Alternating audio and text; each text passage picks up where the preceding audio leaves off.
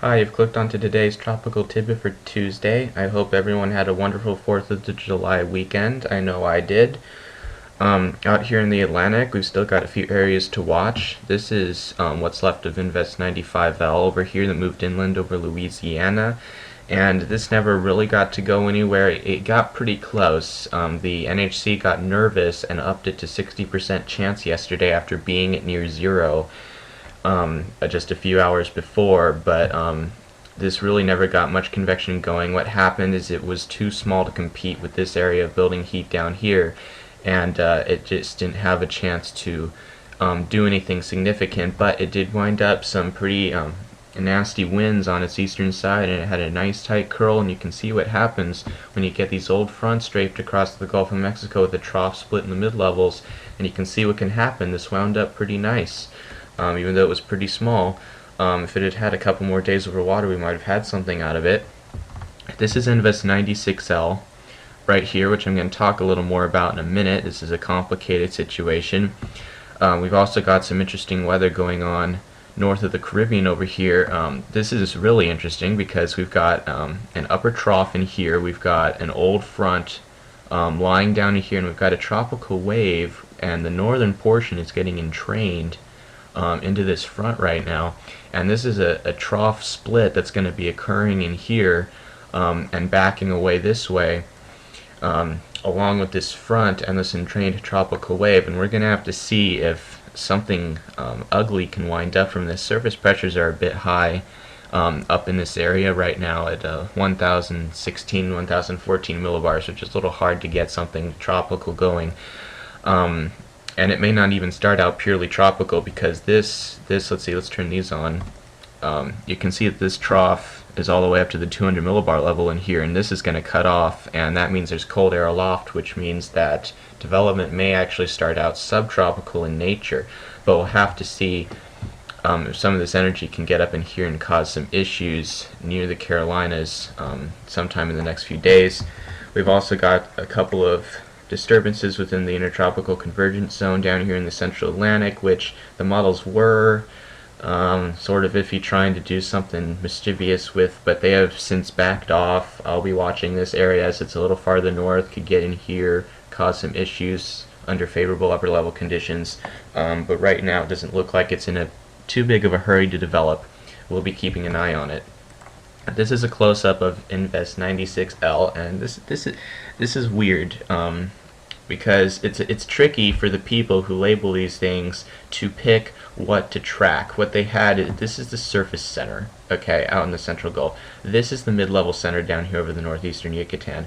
They had before, what they had is they had the Invest center in here. They tracked it up and had it all the way up in here, and then they switched it and then re-put the model initializations down here at the mid-level center because they decided that this had become dominant over the surface center.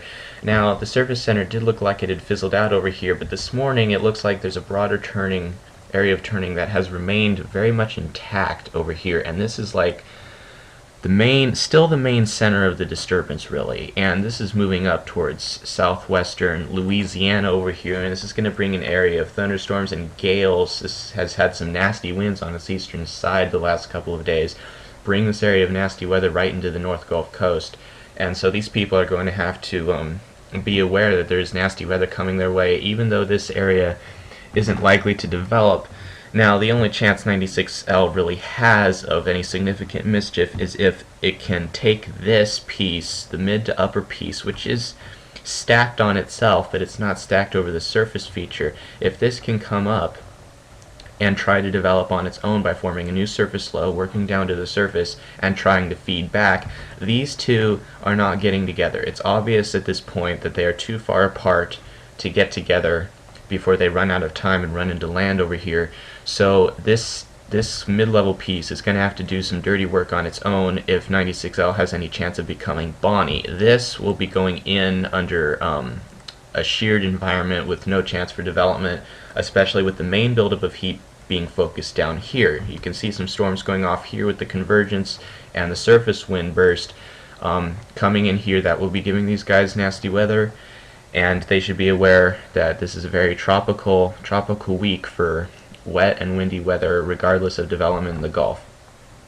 Here's the Madam Julian oscillation over the last 30 days, absolutely stuck in octants 1 and 2. You can see it hasn't moved in a 30-day period. This is supposed to have come all the way around in a normal pattern. This is absolutely just stuck. It's meandering around in here like crazy. It just can't get out. You can see where the upward motion is stuck. These octants favor upward motion from Africa into the western hemisphere, and you can see where the upward motion is focused right now over the Atlantic, the southwestern Atlantic and Caribbean in particular. And why? Because all this warm water focused in here, the MJO is going to tend to stay where upward motion is strongest. It's going to be tugged toward the area of greatest upward motion, and that right now is in the Atlantic. You can see the Pacific is all cool here because of the La Nina. So when the MJO spawns over the Indian Ocean where the waters are warm, it comes across and then it encounters this cold water, and this promotes sinking air in here and subsidence. So the MJO skips over and comes into the Atlantic where it loves to sit because this water is warm in here, favoring upward motion in this area. And so you get the MJO hanging around in the areas where upward motion are strongest, the Indian Ocean and the Atlantic. And you will see it largely skipping this area of the world most of the summer. It will try to come in here, it will take shortcuts back, or it'll come across very weakly and then zoom up in here and fire up. And we're going to be seeing a lot of this green on the upward motion map over here. We're going to be seeing a lot of this over the Atlantic, and you're going to see a lot of this brown over the Pacific. And with all this cold water over here, it's really going to shut down, for the most part, the East Pacific hurricane season. They've already got, I know, a nice burst at the beginning of the season, 4 storms, but you can't sustain a big above average season for them with all this cold water here distorting the upward motion pattern. It's just too cold. The warmth and convergence is focused into the Atlantic basin. This is where the air wants to go. And so you're going to get all the upward motion focused in this area of the world for the summer. And where you have upward motion, you have low surface pressures because of rising air, which causes a vacuum at the surface. And here we are for the last week. Look at where the lowest pressures have been setting up relative to normal. This is exactly where the European and the climate models had the area of lowest pressures for this summer. This is a prime pattern for an active hurricane season, where you've got the lower pressures in here. You can see this is where Alex came in a week by last week. It was coming into this area, but this is, you can see the high pressures over the Pacific focusing convergence into the Atlantic basin. And when you have lower pressures over this area, you have the trade winds rushing in here, but then you get more of a westerly component to the winds, allowing air to just pile up in this area. When you get high pressures over northern South America, this gives the westerly component. The trade winds don't just scream through here and ruin surface convergence.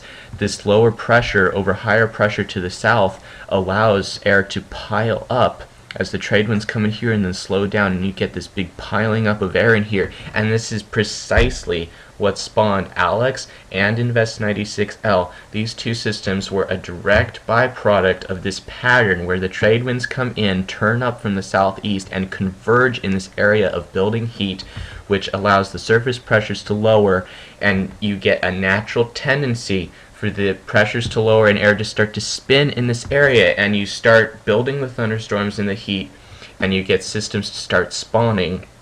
And yes, tropical waves can get entrained, and if you want to call this a tropical wave, you know, be my guest, but this was not a tropical wave. 96L spawned on its own. This is very much like what happens in the Indian Ocean and Western Pacific, where these monsoonal type systems spin up and they take days to do so. We've got the surface feature, the mid-level feature. This is classic. I mean, we see this in the Atlantic, but this is not necessarily because the system got sheared. This is because of how these things develop, and it takes them days and days to do it. This one is going to run out of time. Alex had enough time and wound up into a major hurricane.